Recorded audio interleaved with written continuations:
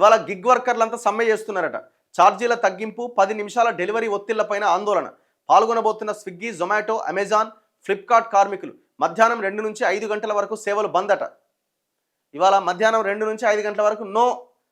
ఏమనుంటే ముందే బుక్ చేసుకోర్రి. కానీ మనం ఆలోచించాల్సింది, మనం ఏమనుంటే ముందే బుక్ చేసుకోవాలి అని ఆలోచిస్తున్నాం తప్ప ఆ కార్మికుల సంక్షేమం కోసం ప్రజలు కూడా మద్దతుగా నిలబడాల్సిన అవసరం ఉన్నది.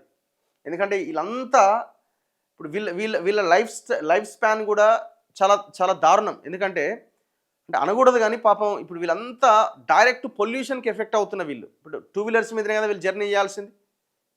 నడువులు పోతాయి. ఎంతకాలం పని చేయగలుగుతారు మీరు? స్విగ్గీ, జొమాటో కానీ, ఉబర్, ఓలా కానీ వీటిలో పనిచేసే వాళ్ళు చాలామంది అనుకుంటారు, అబ్బా ఇప్పుడు క్యాబ్ నడుపుతున్నాడు మీకు 40-50 వేలు వస్తాయని. ఎంతకాలం పని చేయగలుగుతారు వాళ్ళు?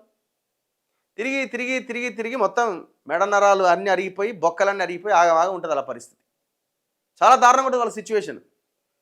ఈ 10 నిమిషాలు ఇప్పుడు ఇవన్నీ వచ్చినాయి కదా, మన బ్లింకిట్లు, ఇవన్నీ వచ్చి జెప్టోలు ఇవన్నీ వచ్చిన తర్వాత 10 మినిట్స్లో ఆర్డర్ వెళ్ళిపోవాలి. వాడు ప్రెజర్ పెడుతున్నాడు కంపెనీ వాడు. సో దీనివల్ల ఏమవుతున్నది? యాక్సిడెంట్స్ అవుతున్నాయి, ప్రాణాలు కోల్పోతున్నారు. మరి ఈ మధ్య గిగ్ వర్కర్ల చట్టం అని ఏదో రాష్ట్ర ప్రభుత్వం తీసుకొచ్చింది. మరి దానివల్ల ఏం జరుగుతున్నది వాళ్ళకి?